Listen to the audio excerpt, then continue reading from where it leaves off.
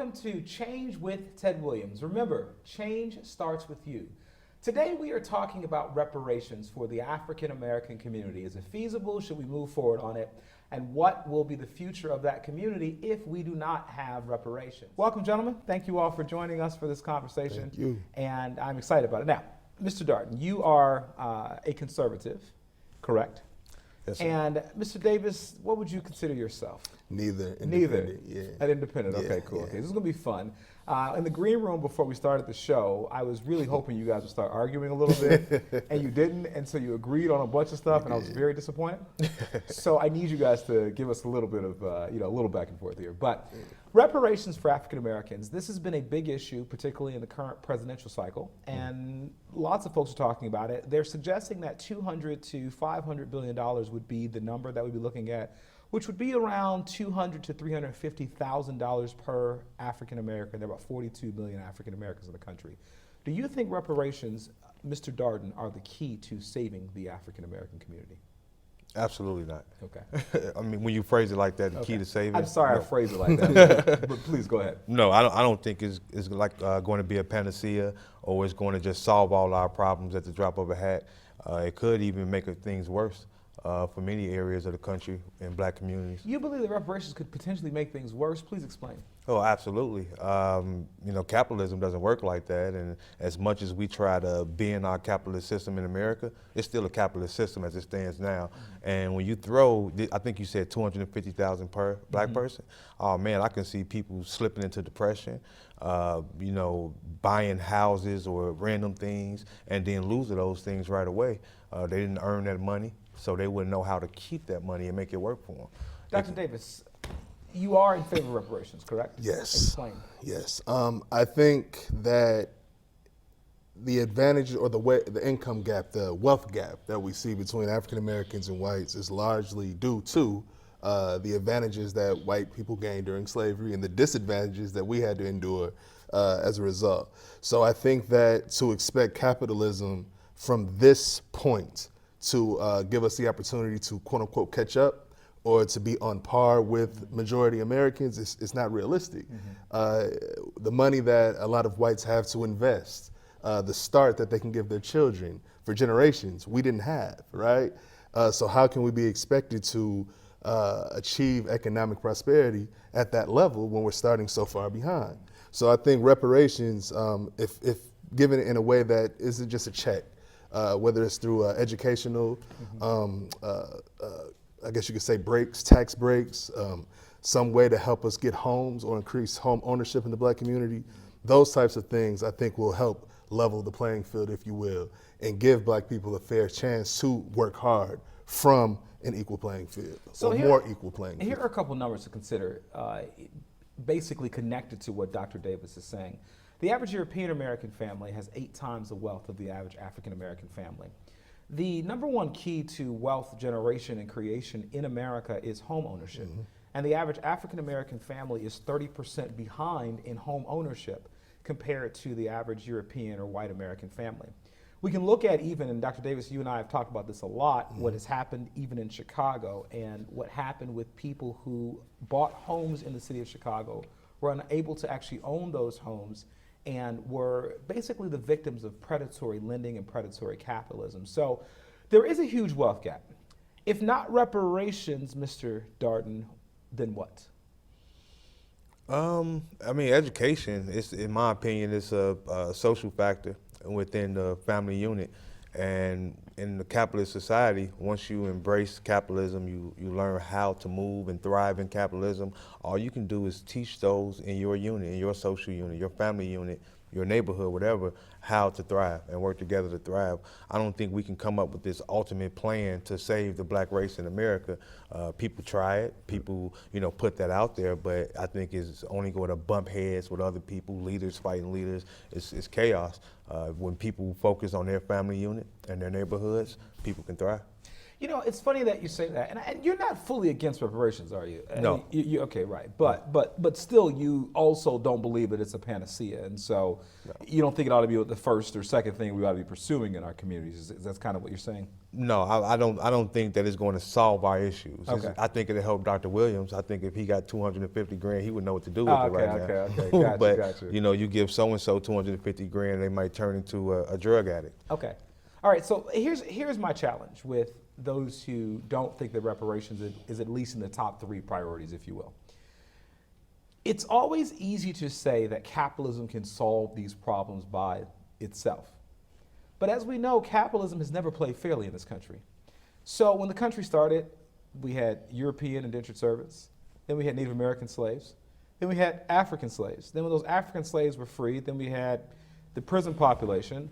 Then we had legal immigration and the labor that comes from that, which I think is the irony of this whole anti-legal immigration conversation is laughable, because all the people who are saying they don't want them there are the people who are creating the demand for the illegal immigrants to come for cheap labor. So you take that, you've got illegal immigrants and the cheap labor that comes from that, then you have outsourcing and globalization, and you have jobs shipped over to India and China. So if capitalism ever played fairly, and we actually paid people what they would work, I personally believe capitalism would fall apart in this country. So for me to suggest that capitalism is going to fix all this stuff, I have a hard time believing that.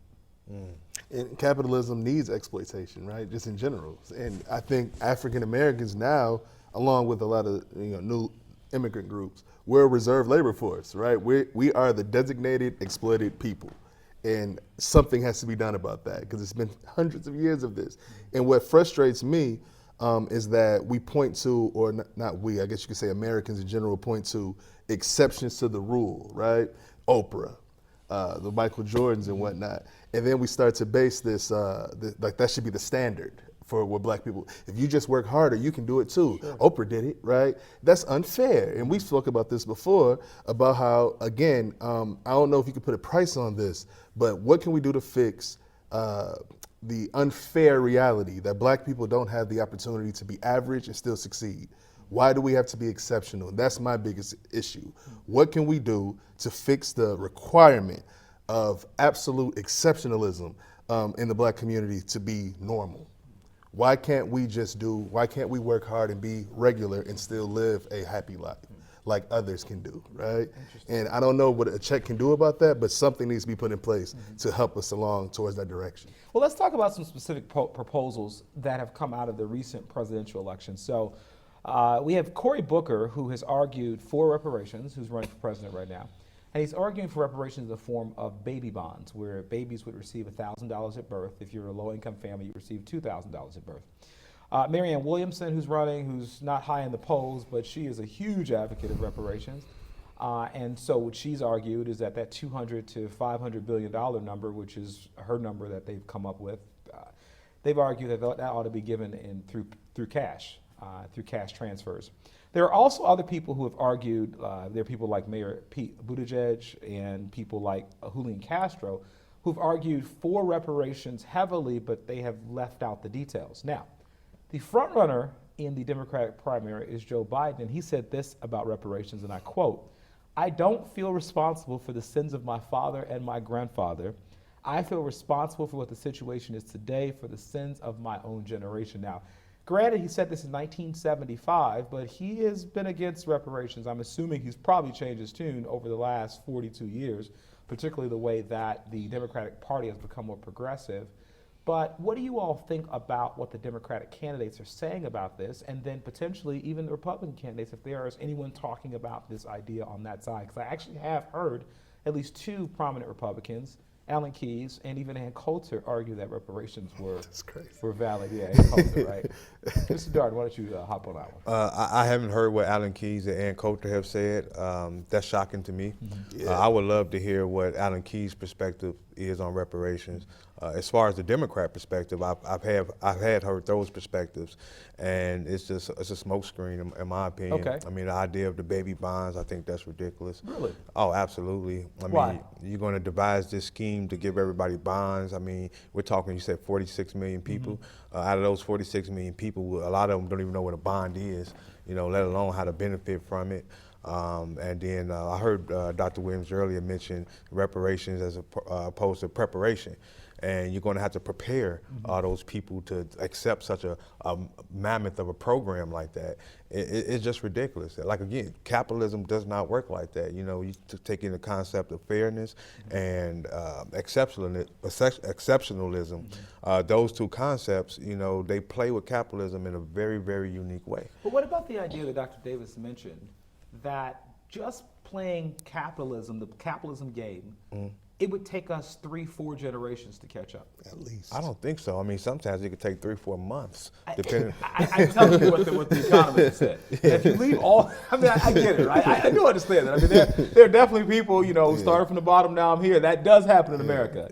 But I'm talking about moving the conditions of 40 million people. And most economists say that we're looking at least 3 to 4 generations at a minimum. Well, that's where the concept of exceptionalism comes into place. And I know we talked about Thomas Sowell earlier, and one of the arguments that he makes is that we're always looking at people who aren't doing well, and we're asking ourselves, why isn't that group doing well? But we don't look at the people who are doing well and say, well, why are they doing so well? Well, it's because they have been exceptional.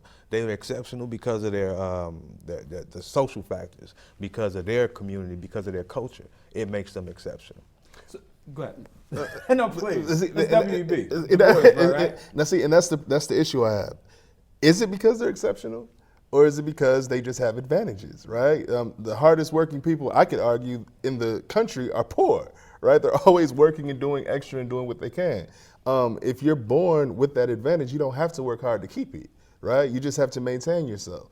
And I think that's an illusion that those that got there, quote unquote, got there through hard work, ingenuity, and this exceptional spirit.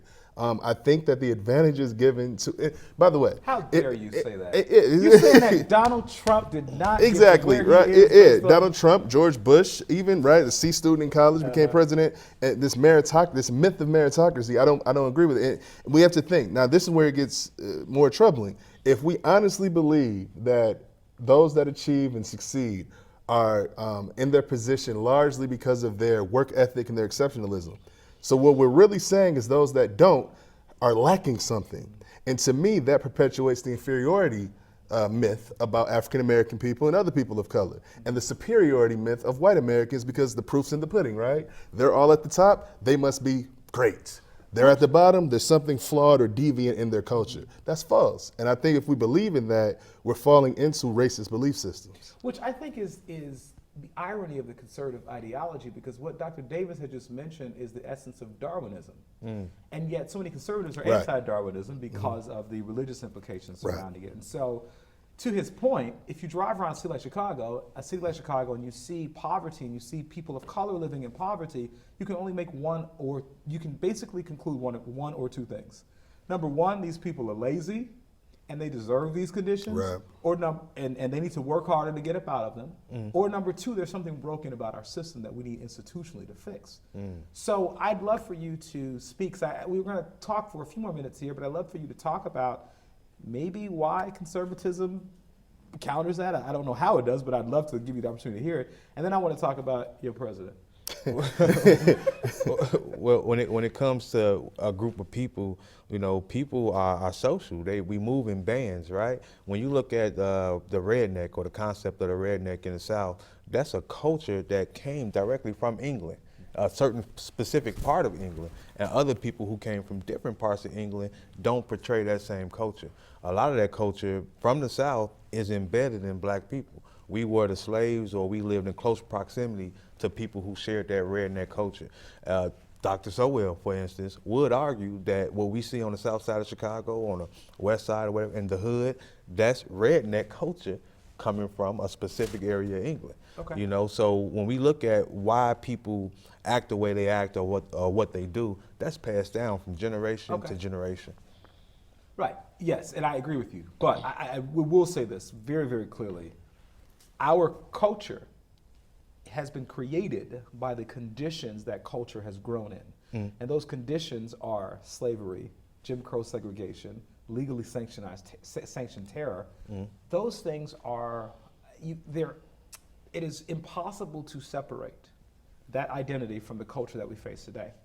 I've always thought, I'm an artist and I write and that sort of thing. And I've always thought of creating, and I probably shouldn't say this on television because someone will probably steal the idea, but whatever. I always thought of creating some sort of story about what African Americans would look like today in America if there was no slavery. That's interesting. That is Or if there was another group like white Americans who had gone through slavery and what those conditions would look like and what we would say about those people. Wow. And I don't think we even have to even create sort of the science fiction, the fictitious account. I think you can look around the world and you can see poverty around the world and you can kind of see a similar dynamic wherever you go. That's true. And I believe specifically, not England, but Europe, the Irish, right? I've heard the argument that black culture is essentially the continuation of Irish culture, right? And I get that argument to an extent, but to your point, poor people or oppressed people around the world have similar characteristics, and they haven't been associated with Irish people, right? I think it's something about oppression, poverty that creates similar reactions in human beings, right? Especially in the face of seeing others prosper.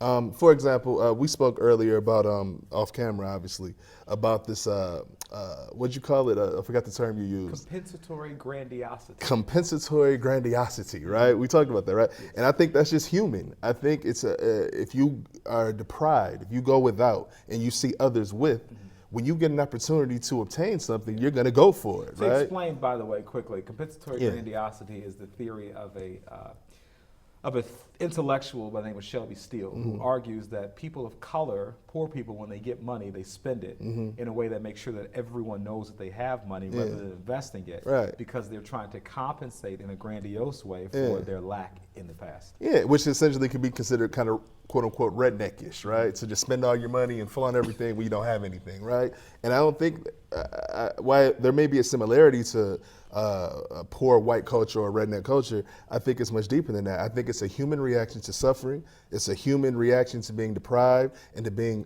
mistreated and to be being cast out and marginalized. And again, though, it sounds like even Mr. Saul or Dr. Saul, it still seems like it's pushing this idea that it's African Americans or black people's fault because of some defect in their culture or their thinking or in who they are, which I just can't buy that. It doesn't make sense. So are we saying that all children aren't born the same?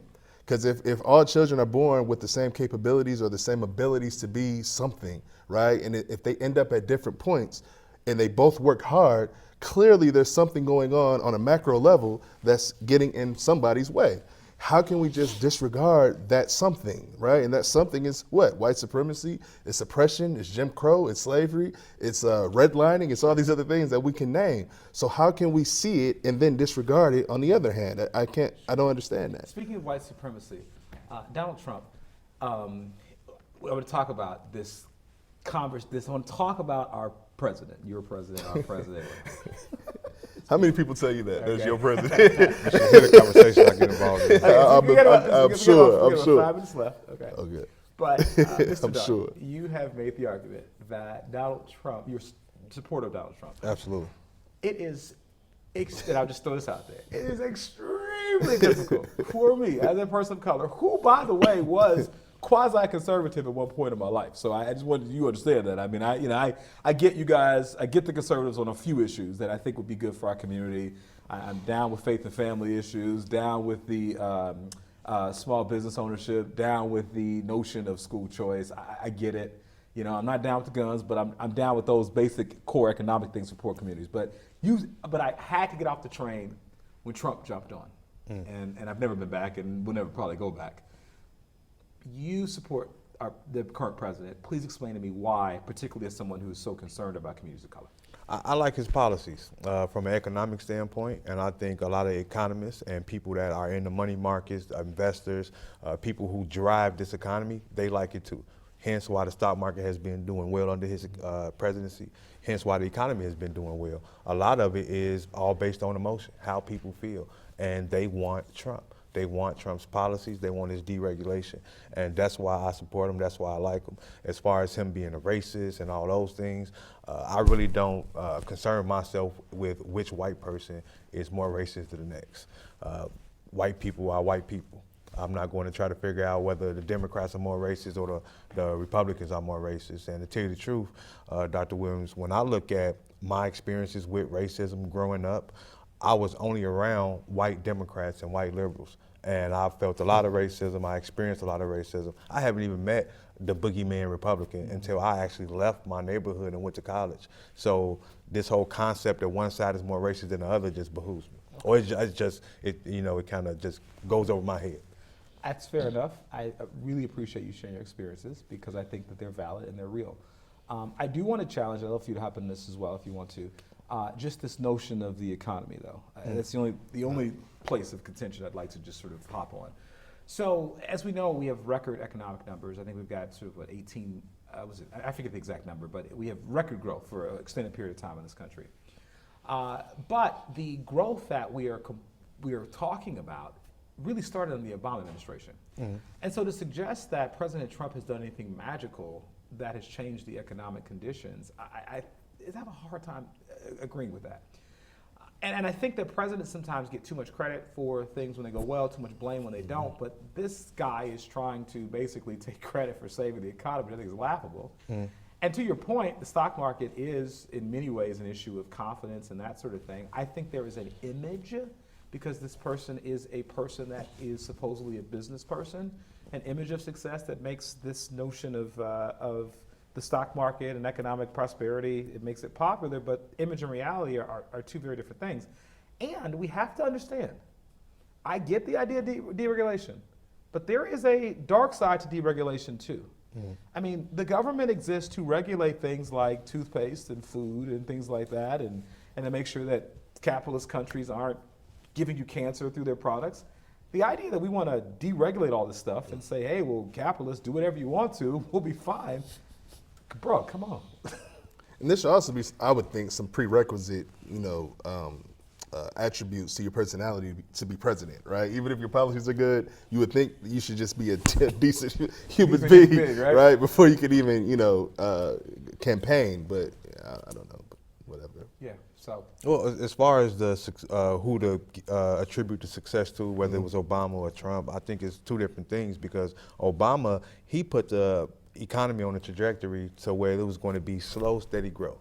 It's almost as if he tried to distort or change our concept of the business cycle, boom and bust. He wanted to never see a bust again. So he sacrificed extreme boom for just a slow and steady, motion. And Trump said, no, that's not how we do things. So he let the floodgates open. Yeah, he let the money rain back into the economy. That's what capitalism wants. Okay. Capitalism, you get discouraged.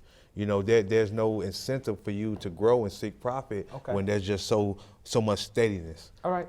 But he's also almost doubled the national debt as a result of that as well. Absolutely. Yeah, okay. Absolutely. Okay. Guys, we're done. I'm sorry. We'll end on that note. This is cool. So thank you all so much for joining us, and I really do appreciate your perspectives. Though different, I think it's important that we have conversations. I think we learn from one another, and we sharpen each other. Thank you guys so much for watching Change with Ted Williams. We will continue to talk about these very important issues. Please subscribe to our YouTube channel, write something in the comments, check us out wherever we are. It is important to have conversation so that we can educate ourselves and that we can move forward to make the world a better place. Remember, always, always, always remember that change starts with you. Have a great day.